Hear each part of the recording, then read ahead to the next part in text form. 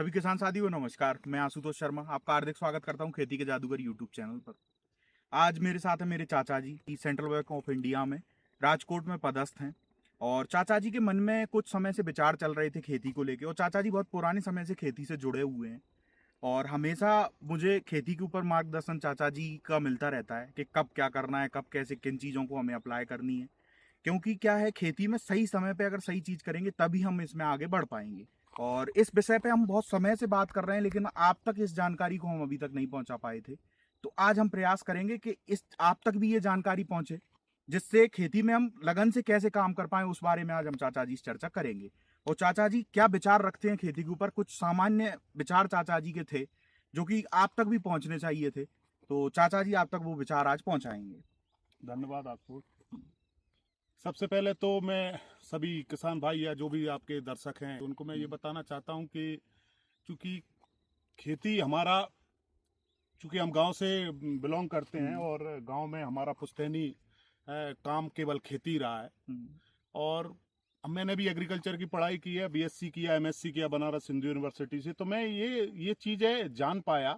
उसके बाद बैंक में मेरी नौकरी लगी। लेकिन खेती के बारे में जो 12-13 साल में या गांव से निकलने के बाद जो मैं जान पाया, वो सबसे महत्वपूर्ण बात यह है कि जिन जिन लोगों ने अपने खेतों से प्रेम किया है, जिन जिन लोगों को अपनी मिट्टी से प्रेम है, उनने उन व्यक्तियों को या उन परिवारों की उन्नति उस खेती ने जरूर प्रदान की है जी। खेती केवल टेक्नोलॉजी या खाद बीज या दवाइयों का नाम जानना भर नहीं है। मिट्टी की स्वास्थ्य को जानना, मिट्टी की खुशबू को पहचानना जिस किसान ने सीख लिया, वो किसान हमेशा खेती के द्वारा ही तरक्की हुई है। हमारा गांव इतना खेती के बारे में संपन्न है। बहुत सारे अच्छे बड़े काश्तकार हैं हमारे यहाँ। 200, 250, 300 बीघा के भी काश्तकार हमारे यहाँ हैं। और उन लोगों ने सारी संपन्नता अपनी खेती से ही पाई है। उनके यहाँ अब नई पीढ़ी में भले एक दो लोग नौकरी कोई कर रहा हो, लेकिन ज्यादातर लोगों ने ज्यादातर संपन्नता से उनके ब्याह शादी, उनकी पढ़ाई लिखाई, उनका जीवन यापन का जो भी अच्छी जिंदगी उनको प्रदान की है, वो खेती ने दी है। तो अकेला ऐसा ये जरूरी नहीं है कि आप एक अच्छा जीवन जीना चाहते हैं तो आपको घर छोड़ के नौकरी करने की आवश्यकता है या कोई व्यवसाय करने की आवश्यकता है। खेती ही अपने आप में परिपूर्ण। हमारे गांव में 2-3 परिवार ऐसे भी हैं जो खेती से उनने बच्चों को पढ़ाया लिखाया, तो वो आईआईटी कर रहे हैं, आईआईएम में भी पढ़ रहे हैं और उनके बच्चे भी अपने खेतों से जुड़े हुए हैं। तो महत्वपूर्ण ये है कि आप खाद बीज और कीटनाशक के बारे में जानने से बेहतर अपनी मिट्टी से प्रेम करें, मिट्टी से पहले जुड़ें, मिट्टी से लगाव रखें, अपनी भूमि से प्यार करें। सबसे बड़ी चीज आज मैं गया था हमारे दूसरे खेत पे, वहाँ मोटर चल रही थी पानी की, तो उसको देख के मुझे अपने पुराने दिन याद आ गए। क्योंकि मैं एग्रीकल्चर से हमेशा से जुड़ा रहा हूँ, कृषि से। तो पुरानी जब चीजें मुझे याद आई तो मुझे लगा कि यार यही जो मिट्टी है जिसने आज मुझे इस लायक बनाया है कि जहाँ कभी मैंने 12 साल तक अपने पैरों में चप्पल नहीं पहनी थी, आज मैं 46 बार हवाई जहाज से यात्रा कर चुका हूँ। तो मेरा ये सभी किसान भाइयों से, सभी दर्शकों से ये अनुरोध है कि सबसे पहले आप अपनी जड़ों को पहचानें, अपनी मिट्टी से प्यार करें और कुछ ऐसी चीजें इसमें शामिल करें जो आपके परिवार का भी भरण पोषण उससे हो सके। मुख्य फसल गेहूं धान लगाने भरण खेती नहीं है। आप फलदार वृक्ष लगाएं, पौधे लगाएं, उसमें सब्जियों को शामिल करें, कुछ औषधीय पौधों को शामिल करें।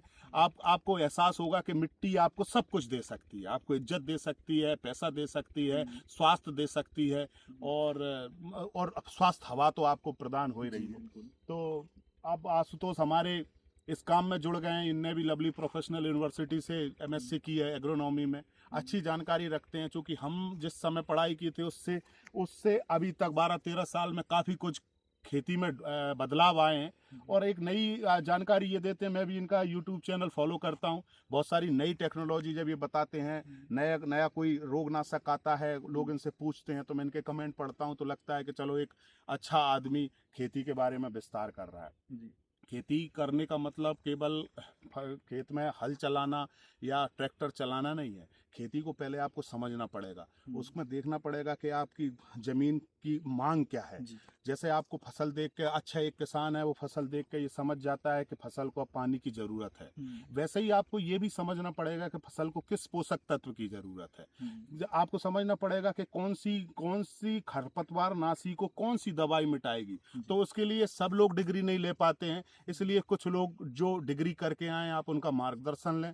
मार्गदर्शन फ्री ऑफ कॉस्ट है, मार्गदर्शन के कोई पैसे नहीं लगते हैं। हाँ, ये जरूर है कि उस दवाई को खरीदने में आपको पैसे लगेंगे, अच्छी दवाई डालेंगे तो अच्छे रिजल्ट उसके आएंगे। बहुत सारे लोग, आज मैं दिन भर में घूमा तो काफ़ी लोगों ने चर्चा की कि आंसू अच्छी जानकारी खेती के बारे में रखता है, तो इसका लाभ उठाएं।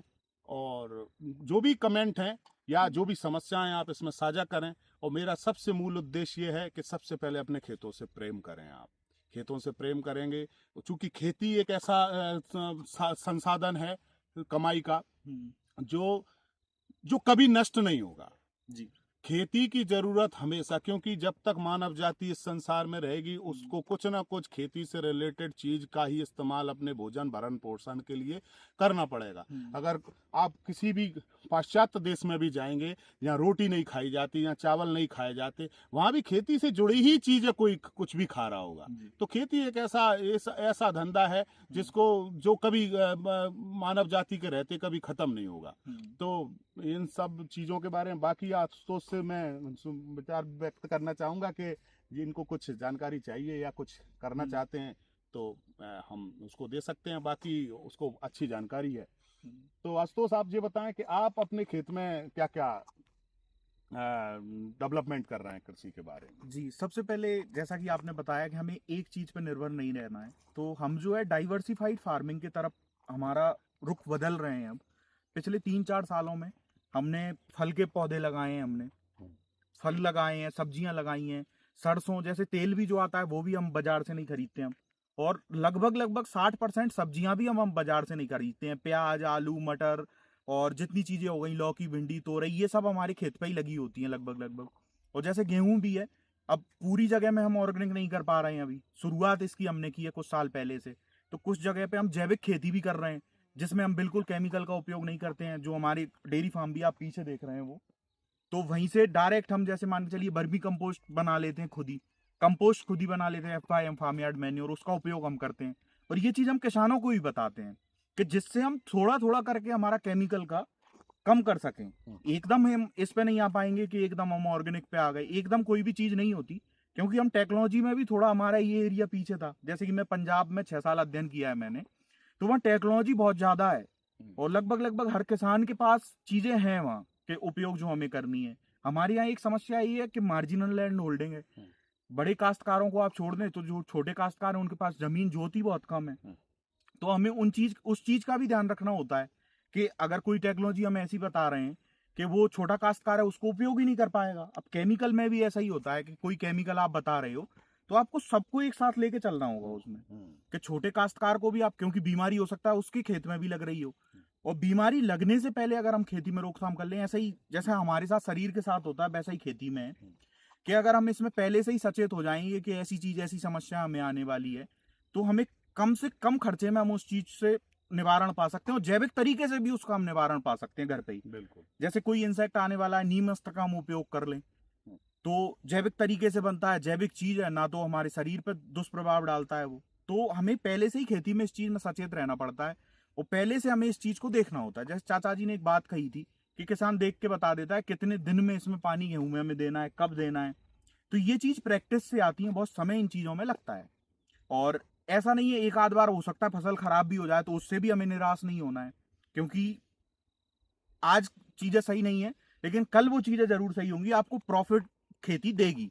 अब जैसे जिन लोगों ने टमाटर की खेती हमारे यहाँ पहले की मैं आपको बताना चाहूंगा, तो स्टार्टिंग में उनको लॉस लगा क्योंकि जो इन्वेस्टमेंट था वो ज्यादा हुआ, क्योंकि बांस भी खरीदने हैं आपको, ड्रिप भी खरीदनी है, सारा सिस्टम एक साथ आपको लगाना है। तो हो सकता है पहले साल आपको उस चीज में फायदा ना हो, लेकिन ऐसा नहीं है कि आगे आप निरंतर करेंगे तो आपको फायदा ना हो सकता है आपका लॉस 2-4 साल का लॉस 1 साल में पूरा कवर होते चला जाए। बिल्कुल। तो कोई भी चीज हम स्टार्ट कर रहे हैं उसको हमें छोड़ना नहीं है, समय चाहे जितना लग जाए। और यही चीज मैं बताना चाहता था और चाचा जी बताएंगे हमारा उद्देश्य क्या है इस चीज को, जो हम वीडियो बना रहे हैं आप तक समझा रहे हैं, और आगे हम क्या करना चाहते हैं उसके बारे में आप चाचा जी बताएंगे। देखो, मेरा ये मेन उद्देश्य ये है कि सरकार नौकरी सबको नहीं दे पाएगी जी। आप क्या है, क्या हो रहा है, मैं अभी जब गांव में देख रहा हूँ तो ज्यादातर लोग पढ़ाई केवल इसलिए कर रहे हैं, ये एकमात्र उद्देश्य रह गया है उनका कि वो उनको कैसे भी करके नौकरी लगे। जी। तो जब आशुतोष ने ये इच्छा जाहिर की कि मुझे नौकरी नहीं करना है, मुझे तो गांव में खेती या बिजनेस करना है, उससे रिलेटेड बिजनेस करना है कि मैं खेती को भी देख सकूं। आशुतोष हमारे बड़े भाई साहब का अकेला लड़का है बड़ा, और पढ़ाई करके सभी लोग ये चाहते हैं कि उनका बच्चा नौकरी करे, और हमारी भी शुरू में यही ख्वाहिश थी कि चलो अच्छा पढ़ रहा है तो कम नौकरी करे।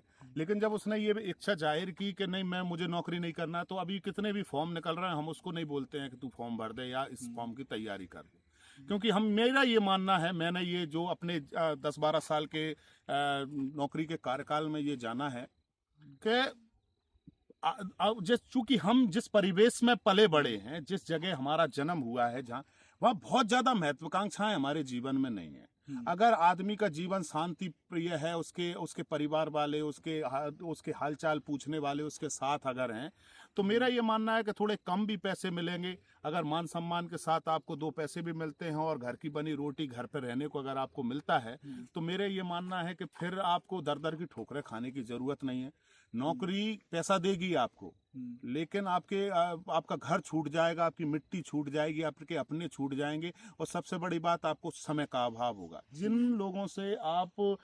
लोगों के बिना आपका एक दिन नहीं कटता था, बरसें गुजर जाएंगी उनसे बातें करके बिना। तो मेरा ये मानना है कि अगर आपका बच्चा, आपके घर में कोई आदमी ऐसा है जो खेती में रुचि रखता है, तो कोशिश करें कि वो उस खेती को अच्छे तरीके से करें। सम्मान किसी भी धंधे में, किसी भी बिजनेस में कमाया जा सकता है, जरूरी नहीं है कि वो नौकरी से ही मिले, और नौकरी भी इतनी हेक्टिक है आज के जमाने में। अब ये बात मैं इसलिए, आपको हो सकता है ये लगे कि इसको नौकरी लग गई इसलिए ये बातें कर रहे हैं, लेकिन ये सत्य है, उस नौकरी की ये सच्चाई है कि आपके पास समय का इतना अभाव होगा कि आप अपने घर वालों से भी हो सकता है कि 15 से 20 दिन में, जिन माँ बाप के बिना आपका एक दिन नहीं कटता था, उनके बिना भी आपके 15 से 20 दिन हो सकता है महीने भर कभी गुजर जाए।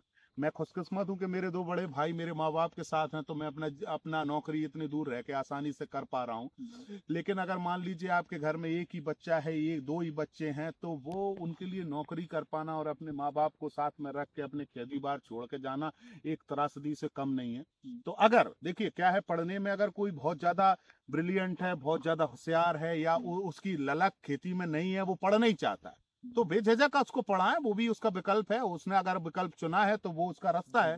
लेकिन मेरा ये मानना है कि अगर जिसने ये विकल्प नहीं चुना है, तो उस पर जबरदस्ती न करें। खेती एक हमारी मिट्टी है, ये मिट्टी से हम जुड़े रहेंगे तो हम जीवन पर्यंत कम से कम इस शांति के साथ अपना जीवन गुजार सकते हैं कि हमने अपना जो निर्णय लिया वो हमारे सामने है। अब आशुतोष हमारे इस काम को शुरू कर रहे हैं, आप लोग उनका थोड़ा सपोर्ट करें।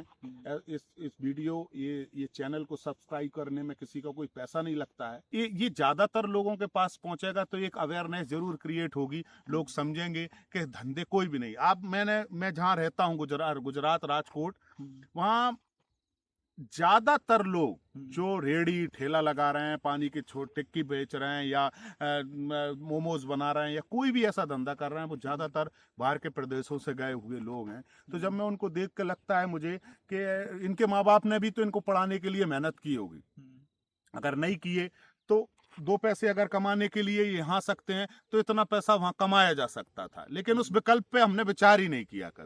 कभी जो खेती थी हमारे 2-5 बीघा, हमने हमेशा उसको निकृष्ट दृष्टि से देखा कि अरे इसमें बोर कराना पड़ेगा, इसमें हकाना पड़ेगा, बहुत मेहनत है। तो इस मेहनत से नहीं डरना है। मेहनत आप करेंगे तो आपको आत्मसंतुष्टि होगी, और एक बेहतर जीवन यापन एक खेती के द्वारा भी आपको प्राप्त हो सकता है। तो मेरा सबसे आपसे यही अनुरोध है कि आप हमारे आशुतोष का चैनल सब्सक्राइब करें, उसको व्यू करें, उसमें अगर कोई समस्या है तो उसको उसमें प्रकट करें, वो उसका समाधान देगा जरूर। और अगर उसके पास नहीं होगा तो उसके संपर्क भी काफ़ी सारे कृषि विभाग में हैं, बहुत सारी बड़ी कंपनियों के अधिकारियों से उसके संपर्क हैं। और चूंकि क्या होता है कि एक अच्छी कंपनी की दवाई या अच्छी कंपनी का रोगनाशक हम डालते हैं तो कंपनी अपनी रेपुटेशन मेंटेन करने के लिए उसको बहुत बेहतर बनाने की कोशिश करती है, क्योंकि कंपनी को अगर लंबे समय तक मार्केट में एग्जिस्ट करना है तो उसको अपनी क्वालिटी मेंटेन करने की, जिस कंपनी ने क्वालिटी मेंटेन नहीं की वो 1 साल तो मुनाफा कमा सकती है, लेकिन वो लंबे समय तक लोगों का विश्वास को बनाए रखने में नाकाम साबित होती है, वो कंपनी डूबना निश्चित है। इसलिए अच्छी कंपनी, अच्छी जगह से आप दवाइयाँ या जो भी बीज खरीदते हैं वो अच्छी जगह से खरीदें, जिससे उसका लाभ आपको सामने दिखे। देखिए क्या होता है कि हर चीज़ की पढ़ाई, हर चीज़ की नॉलेज हर आदमी नहीं ले सकता है। हम अगर कोशिश करें कि हमें दवाइयाँ, हमें शरीर की दवाइयों की भी जानकारी हो, ट्रैक्टर की भी जानकारी हो, पढ़ाई लिखाई, ब्रह्मांड दुनिया भर की जानकारी, ऐसा नहीं होता है। इसलिए हर चीज़ का एक स्पेशलिस्ट बनाया है, और वो स्पेशलिस्ट उसमें अंदर जाके उसके गहन अध्ययन करके उसको आपके धरातल पर लाता है और रेडी टू सर्व उसको बनाता है। तो आप कोशिश करें कि एक अच्छे जानकार के संपर्क में आप रहें, और खेती हमेशा से लाभ का धंधा रहा है। हम तो जो भी हमने हमारे जीवन में आप देख रहे हैं कि हमने जो भी पाया है हमारी मिट्टी से ही पाया है हमने। इसलिए मैं ये बात वर्षों से कहना, जब मैं आता हूँ वहाँ दूर से, तो जब मैं अपने गांव की सीमा में प्रवेश करता हूं तब से मुझे एहसास हो जाता है कि अब मेरा गांव आ गया है। एक एक मिट्टी, एक एक पल, एक एक वक्त का मुझे 6-7 साल की उम्र से मुझे सब कुछ याद है कि मैंने इस गांव में एक एक पल कैसे गुजारा।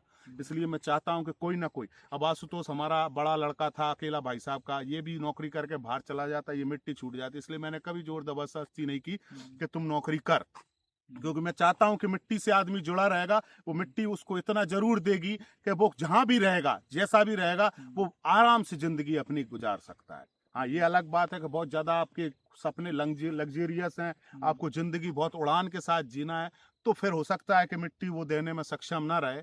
लेकिन अगर आप एक बेहतर जिंदगी, एक सामान्य जीवन आप जीना चाहते हैं, तो मिट्टी आपको, आपके खेत उतना देंगे जिससे आप उसको जीवन को जी सकते हैं। बाकी और मैं आशुतोष जी से कहना चाहूंगा, अगर उनको कुछ और पूछना हो तो पूछे, नहीं तो जी सर, मैं एक चीज और कहना चाहूंगा कि आप एक चीज और समझाइए। जो उद्देश्य हमारा है वो है कि खेती में लागत कम कैसी की जाए, वो कम लागत में हम अच्छा उत्पादन कैसे पाएं। क्योंकि आजकल चक्कर क्या है, अच्छे उत्पादन के चक्कर में किसानों को इतनी चीजें दी जा रही हैं और बहुत फोर्स किया जा रहा है कि उत्पादन तभी अच्छा मिलेगा जब आप ये चीजों का उपयोग करोगे या बहुत ज्यादा खाद का उपयोग करोगे। जैसे कई स्टेट हैं ऐसे कि जिनमें मिट्टी की भी स्थिति ये हो चुकी है कि वहाँ का खाना भी खाने लायक अब नहीं बचा है, मतलब जैसे जो पैदावार कर रहे हैं। ये बहुत अच्छा मुद्दा उठाया, मैं इस पर भी चर्चा करना चाहता हूँ। देखिए, मैं जिस जगह पे हूँ, राजकोट, मैंने अभी बीच में, चूंकि हम लोग फील्ड पे भी जाते हैं, रिकवरी डिपार्टमेंट में सीनियर मैनेजर हूँ, वहाँ पर वहाँ देखता हूँ, तो मैं फील्ड पे जाता हूँ तो मैंने गौर किया है कि वहाँ गर्मी पड़ती है, और अच्छी गर्मी पड़ती है, मतलब बहुत ज़्यादा अपने एरिया की तरह ठंड नहीं पड़ती है वहाँ। तो वहाँ मैंने देखा कि वहाँ भी गेहूं का बहुत बेहतरीन वैरायटी लगी हुई है। मतलब इतनी गर्मी, गर्म मौसम होने के बाद भी अगर वो फसल है, तो फिर मैंने गौर किया कि वहाँ कीटनाशक और दवाओं की दुकानें बहुत कम है। मैंने लोगों से बहुत सारी जगह पूछा भी कि यार यहाँ दुकानें बहुत कम है, हमारे तो छोटे छोटे कस्बों में बड़ी बड़ी दुकानें हैं। तो उन्होंने कहा कि सर यहाँ पर ज़्यादा कीटनाशक या दवाओं का इस्तेमाल नहीं होता है। तो बिना दवाओं के, बिना कीटनाशक के जब वो लोग फसल, और सारी फसलें हो रही हैं वहाँ, आपको चेरी उत्पादन कर रहे हैं, वो खरबूजा, अभी हम अब जब घर आए थे यहाँ ट्रेन में बैठे थे तो हम खरबूजा वहाँ से लेके आए, वहाँ वो पाइनएप्पल उगा रहे हैं, वहाँ पोमग्रेनेट यानी अनार उगा रहे हैं, वो आम की बेहतरीन खेती हो रही है, चीकू की खेती हो रही है, और बिना किसी कीटनाशक के हो रही, बहुत ज्यादा कीटनाशक का इस्तेमाल नहीं कर रहे हो। देखिए, खेती का जो मैं मानता हूं कि बीज तो देखो प्राथमिक चीज हो गई, मेन जो खर्चा है, जो उसकी लागत को बढ़ावा देता है, वो ज्यादातर है कीटनाशक, खरपतवारनाशी। तो इनके लिए आप जो भी विकल्प आपके पास हैं, जो अच्छे विकल्प हैं जिनको आप, जिससे उसकी लागत को कम किया जा सकता है, या आपको लगता है कि कोई अच्छी जानकारी से आप जबरदस्ती के उसमें डोज दे रहे हैं, उसका कोई असर नहीं हो रहा है, वो चीजों को कम किया जा सकता है। और थोड़ा डाइवर्सिफाइड खेती करेंगे तो आपको कहीं ना कहीं से उसका आमदनी जरूर मिलेगी। अब मान लीजिए आपने शुरू किया है मेन खेती, और खेती करके आप चुप हो गए, बैठ गए, आप खेती का इस्तेमाल करें, फलदार पौधे भी लगाएं। वो लोगों के साथ क्या है कि अमूल का टाई अप है, 2-4 गाय भी उनने रख रखी है, तो गोबर की खाद भी पर्याप्त हो रही है, दूध भी जा रहा है, फिर फलों की खेती भी जा रही है, और फिर उनने लगाया कि मूल और सब्जियां भी, सारी सब्जियां, बैगन हो रहा है वहाँ, तोरई आपको 12 महीना मिलेगी, बैगन आपको 12 महीना, लौकी आपको 12 महीना मिलेगी। तो ये फसलें भी वो पर्याप्त रूप से ले रहे हैं, तो उनकी लागत कम हो रही है, और वो क्या, डाइवर्सिफाइड खेती करने से उनको घर पे भी खर्चा कम हो रहा है। अब हम किसान होके भी अगर हमें आलू खरीदने पड़ रहे हैं, प्याज खरीदने पड़ रही है, लहसुन खरीदने पड़ रहे हैं, तो मुझे नहीं लगता है कि फिर वो किसानी हम कर पा रहे हैं। ये तो किया ही जा सकता है, घर के खाने के लिए आप आलू प्याज, ये भी लागत में कटौती है। सही बात है। ये भी घर पे अगर आपका खर्चे कम होंगे तो ये भी लागत में कटौती है। मैंने आंसू से पूछा कि इतनी छोटी सी जगह में सरसों क्यों लगाई है, तो इनका कहना था कि पिछली साल अपन ने जो सरसों लगाई थी उसमें इसी एरिया में आधा बीघा से कम एरिया होगा, 2.5-3 क्विंटल सरसों निकल गई थी और पूरी सरसों उसका जो तेल निकाला वो पूरे साल हमारा इस्तेमाल हुआ। और उससे पहले मुझे याद है अच्छी तरह, जब हम सरसों नहीं लगाते थे उससे पहले हमारे भाई साहब दिवाली पे 4-5 कट्टी लेके आते थे, जब भी मार्केट जाते वो तेल की कट्टी लेके ही आते। तो लागत में बचाव केवल खेती करने से नहीं, खेती को डाइवर्सिफाइड करने से भी आपको बचाव हो सकता है। और मेरा ये मानना है कि सबसे पहले तो आप उससे जुड़ें, मिट्टी से जुड़ें, उससे आप जुड़ेंगे तो आपको पता चलेगा कि इसमें बहुत सारे गुण हैं जो आपको संपन्नता की सीढ़ियां चढ़ा सकते हैं। और जब आप एक बार उससे जुड़ जाएंगे तो आपको इतने सारे चीजें इसमें मिलेंगी, शामिल होंगी आपकी खेती में, कि आपको ये एक बेहतर, एक उन्नतशील किसान और एक अच्छा जीवन प्रदान कर सकती है। इसलिए खेती से भागे ना। जो बच्चा आपके घर में परिवार में है जो खेती से जुड़ना चाहता है या खेती करना चाहता है तो उसको सपोर्ट करें। वो अगर जुड़ना चाहता है अपने मन से तो वो जरूर बेहतर करेगा, क्योंकि जो आदमी जब भी जो काम अपनी ईमानदारी मेहनत से या खुश होकर करता है तो वो बेहतर उसमें रिजल्ट ला पाता है। और मैं अब आशुतोष जी से कहूँगा कि आप भले इसको विराम दें, और मेरा ये मानना है कि ये वीडियो आपके काम आएगा। और अगर इसमें जो भी कुछ आपको लगे, क्योंकि मैं पहली बार इस प्रकार के प्लेटफॉर्म पे चर्चा कर रहा हूँ, हो सकता है कुछ चीज़ें ऐसी भी हों जो सब सर्वसाधारण के लिए लागू ना होती हों, लेकिन एक जनमानस जो कि मैं खेती से जुड़ा हूँ और खेती से जुड़ के मैं नौकरी कर रहा हूँ, तो उसके मैंने आपको प्रो एंड कॉन्स बताएं। और ये सभी के विचार भिन्न हो सकते हैं इसके बारे में, क्योंकि कोई टेक्निकल बात नहीं है, ये सब बौद्धिक बात है। आपको कुछ चीज़ों पर सहमति हो सकती है, कुछ पे हो सकता है असहमति हो, लेकिन मेरा ये मानना है कि जो आदमी जिस काम को मन से करता है, लगन से करता है, वो काम ही उसको करना चाहिए और वो काम ही फलीभूत होता है। जी, चाचा जी ने एक चीज और कही थी, जैसे मैं एक लाइन और कहना चाहूंगा बस। एक चीज कही थी कि हम बाकी चीजों के बिना जीवन यापन कर सकते हैं, लेकिन बिना भोजन के हम जीवन यापन नहीं कर सकते। चाहे हम जितने तकनीक में आगे बढ़ जाएं, हो सकता है कल हमें बिजली की जरूरत ना पड़े, टीवी की जरूरत ना पड़े, पंखा की, मोबाइल की जरूरत ना पड़े, लेकिन भोजन की जरूरत हमें जरूर पड़ेगी। चाहे कैसी भी कंडीशन हमारी हो, बिना भोजन के जीवन यापन, भोजन और पानी के हम नहीं कर सकते। हो सकता है हमें कल दवाइयों की जरूरत ना पड़े, जो हम खा रहे हैं आज दवाइयाँ, हो सकता है हमें कपड़ों की कल जरूरत ना पड़े, लेकिन बिना भोजन के ये जीवन यापन नहीं हो सकता। तो उम्मीद करता हूँ आप सभी को ये चर्चा पसंद आई होगी, और आदरणीय चाचा जी का ही मैं बहुत धन्यवाद देना चाहूँगा, उनने इतना समय निकाला और ये चीज़ किसानों तक पहुँचाई, क्योंकि ये चीज़ बहुत ज़रूरी थी समझने में। कभी कभी किसान क्या होता है, हम भी डिमोटिवेट हो जाते हैं कई चीज़ों को लेके, कि जो सोच रखा है वो रिजल्ट हमें नहीं मिलता। हो सकता है हमने सोच रखा था इस फसल से हमें ऐसा रिजल्ट मिले, इतना उत्पादन निकले। कभी कभी होता है चीज़ें मतलब जो रिसर्च कंडीशन में होती हैं, हो सकता है वैसे ना जाएं, लेकिन कुछ ना कुछ चीज़ें हमें सीखने को उससे मिलती हैं कि आगे हम कैसे उसमें इम्प्रूवमेंट कर सकते हैं। बिल्कुल। तो उम्मीद करता हूँ आप सभी को ये जानकारी पसंद आई होगी, और ऐसी जानकारी देखने के लिए खेती के जादूगर यूट्यूब चैनल को सब्सक्राइब जरूर करें। आपका बहुत बहुत धन्यवाद।